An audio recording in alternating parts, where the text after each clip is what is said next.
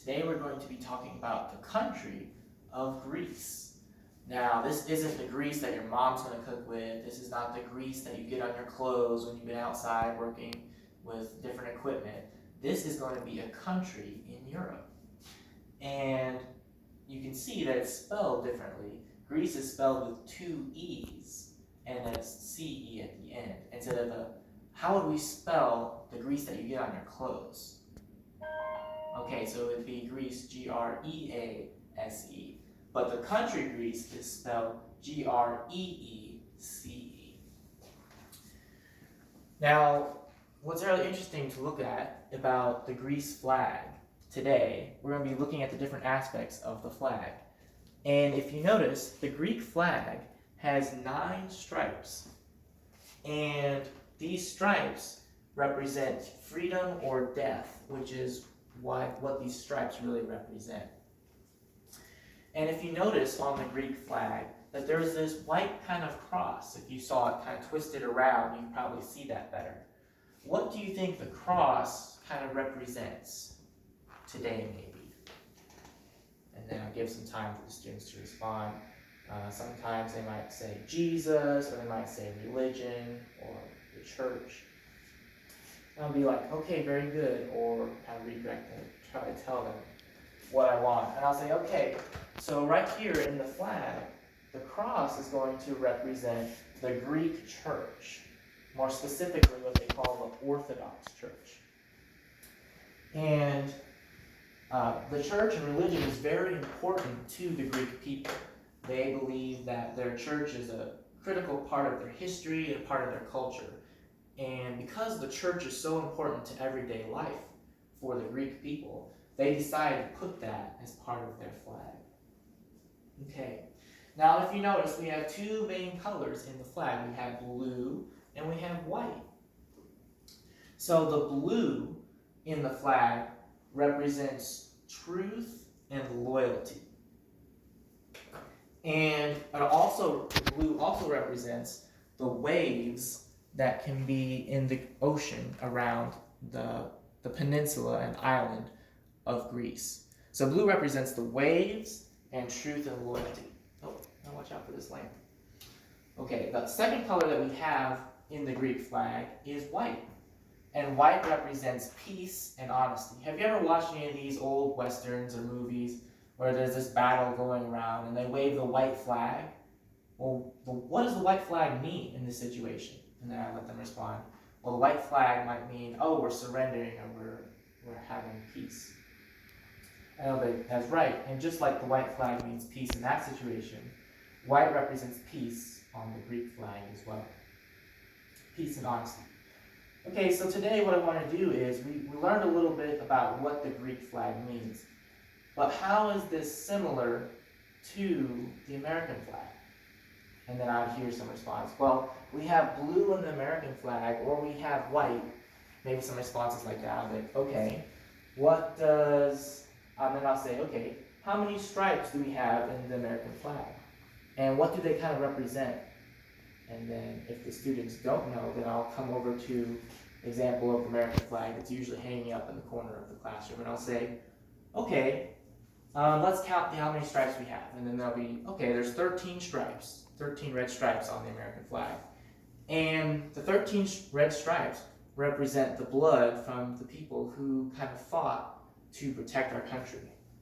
And the 13 stripes also represent the 13 original colonies that founded and became a part of the United States. Then I'll also talk about the stars, and I'll say, okay, how many stars are there in the United States flag? And someone will say, okay, 50. Okay, yes, there's 50 stars in the United States flag. And what do you think those 50 stars represents? And then I'll get a response back like, oh, those stars represents the states in the United States. And then I'll talk about the colors and what they represent in the American flag. The blue color in the American flag represents justice. And the white represents more like honesty and peace as well, similar to the Greek flag, and purity and perseverance.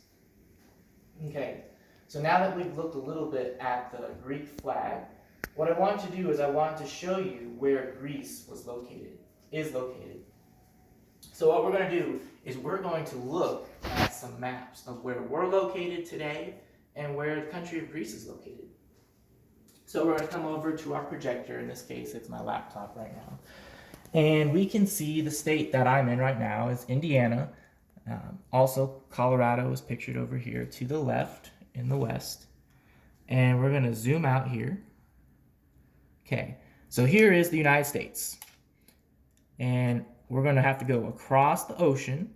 And this is the Atlantic Ocean right here. Oh. Okay, and over here is Europe, the continent of Europe, and then the continent of Africa down below. And Greece is going to be located right here, the southern portion of Europe, right here. So right here is located the country of Greece. And below it is the Mediterranean Sea. Now, the Mediterranean Sea is going to be very important to the country of Greece throughout its history, because people are going to be involved in fishing and using the sea to really kind of help their economy. So here's Greece, and here is the island of Crete down here, which is also a part of mainland Greece. And the capital of Greece is Athens, and Athens is going to be located right here along the southern tip of the peninsula of Greece. Okay. So now that we know where Greece is located, I wanted to kind of go in and talk about some of the main aspects and history of ancient Greece. Because each country has their own unique history and how it got started. So I want you to take out your note packets, which I gave you. And now that you know where Greece is located, what I want you to do is I want you to shade in and color where the country of Greece is. So you're going to be shading in all this area up here, all the way over here, and you're going to shade all the way down to the end of the peninsula. And don't forget to shade in the island of Crete, which is also part of Greece. So shade that in the next few minutes with your favorite color, and then we'll do a partner check to make sure that you got it all colored in for the right country. Okay, so take the next 3 to 4 minutes and we're going to color that in. Make sure we know exactly where the country of Greece is located.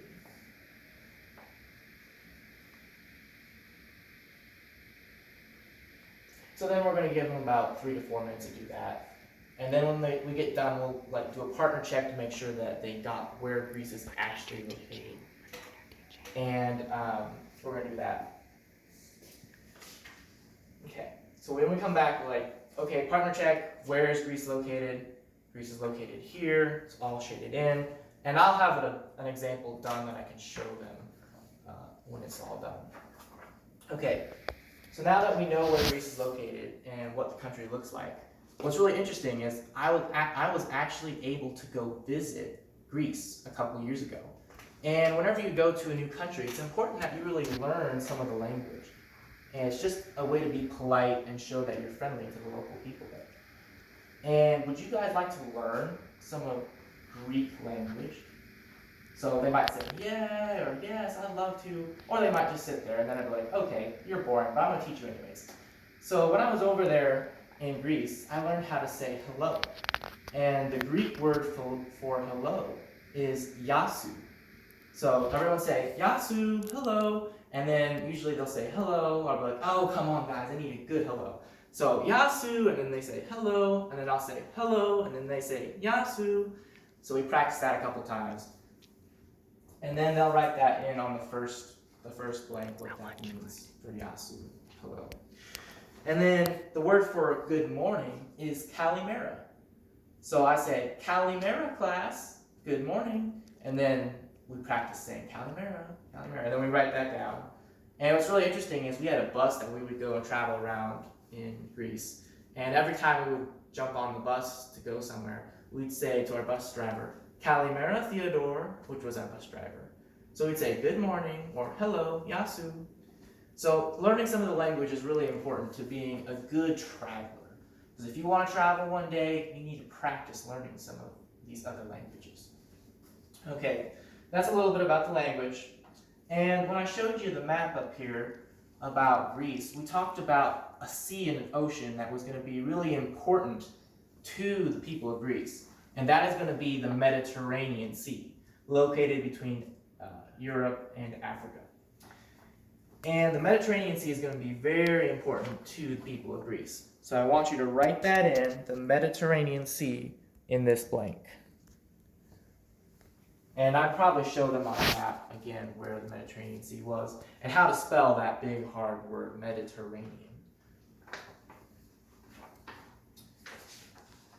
So after that, we're going to talk about the two main people groups that kind of started ancient Greece civilization.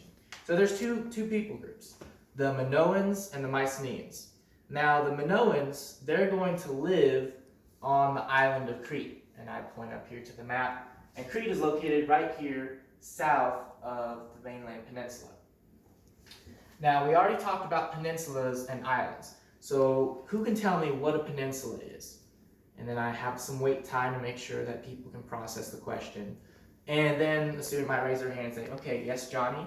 And he says a peninsula is any body of land that's surrounded on three sides by water. And I say, good job. And then I say, okay, what is the definition of an island? And then someone will tell me an island is a body of land that is surrounded on all four sides by water. So that's kind of a quick definition rundown right there of something that we taught in prior classes. So we said that the Minoans are going to be the first people to live on the island of Crete. So I'm going to have them write in the Minoans right here and there in the notes.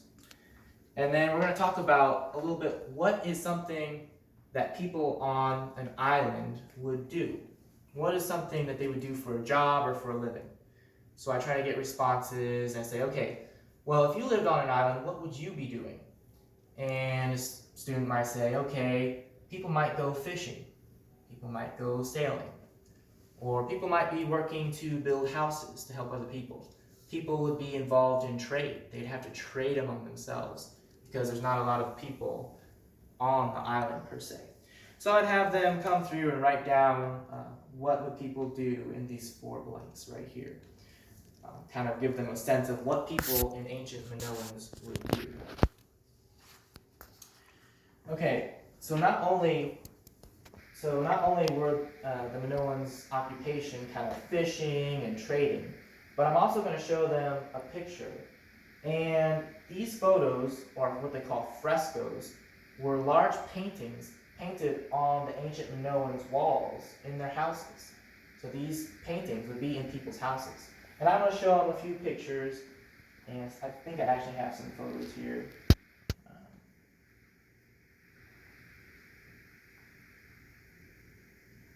Okay, so here is an example of a fresco.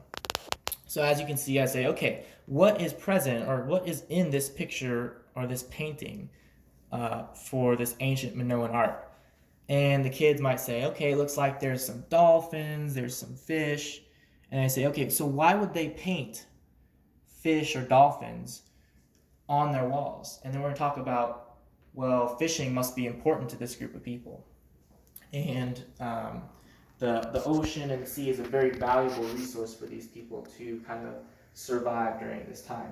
And that is why in history we can go back and when we look at the kind of rubble and remains of these frescoes, we can see that fishing is very important to these people groups.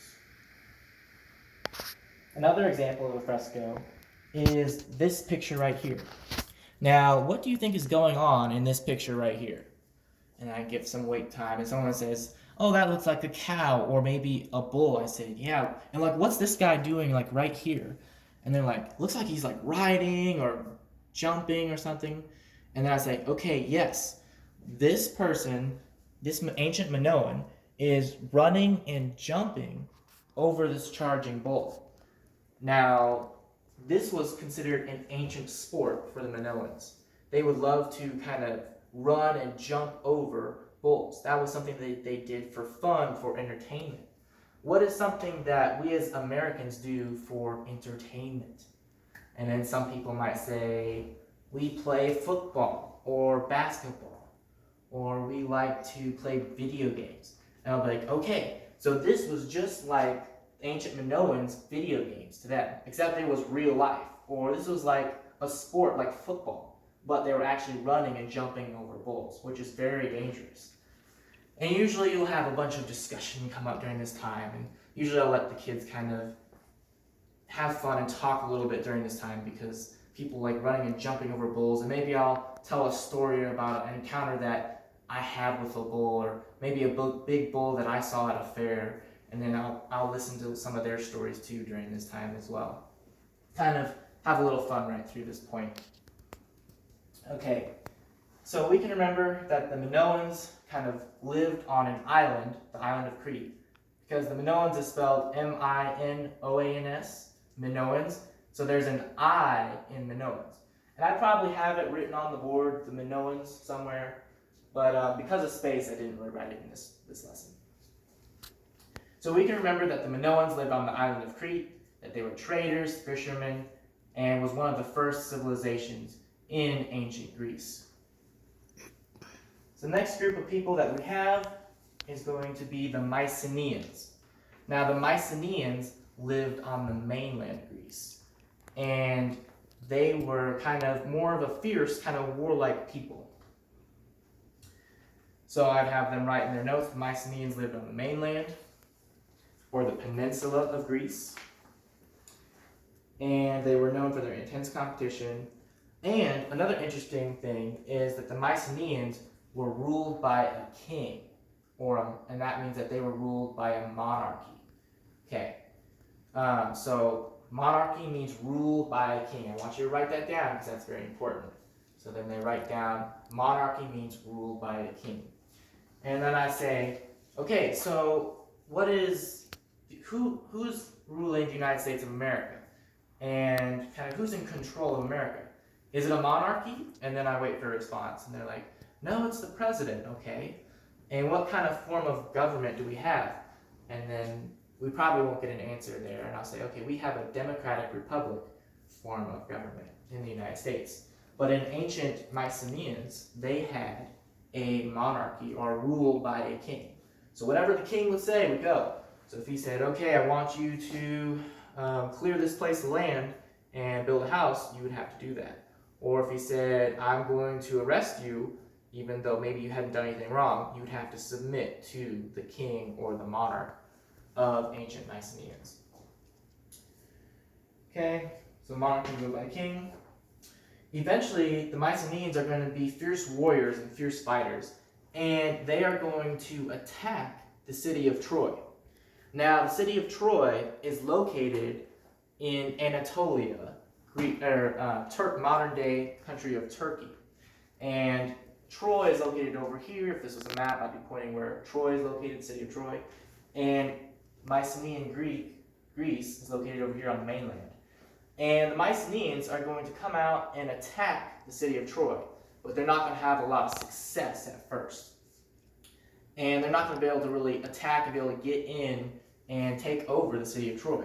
So they're going to have to come up with a solution to kind of get into the city walls. So what they're going to do is they're going to give the Trojans a gift. And they're going to try to fool the Trojans. Have you ever kind of given someone a gift because you wanted to be their friend? Well, that was what the Mycenaeans were going to try to trick the Trojans into doing. They're going to say, oh, I'm going to give you part of my lunch, or I'm going to give you a gift to make it seem like, hey, I'm your friend. But what they really wanted to do was the Mycenaeans really wanted to take over and defeat the city of Troy. So what they did is they decided to give the Trojans a large wooden horse. And in this wooden horse, there's going to be lots of men hidden inside. And at nighttime, when they brought this wooden horse inside the city of Troy, the Mycenaeans were going to sneak out of the horse and open up the city gates and allow all the Mycenaean warriors to rush in and take over and destroy the city. And then, after I would talk about this a little bit, I would show them a short video about a movie recreation of the Trojan War right there. And then I would kind of finish up with review and end up the lesson, and then pick up next time with kind of the end of the Mycenaean Empire. All right, thank you.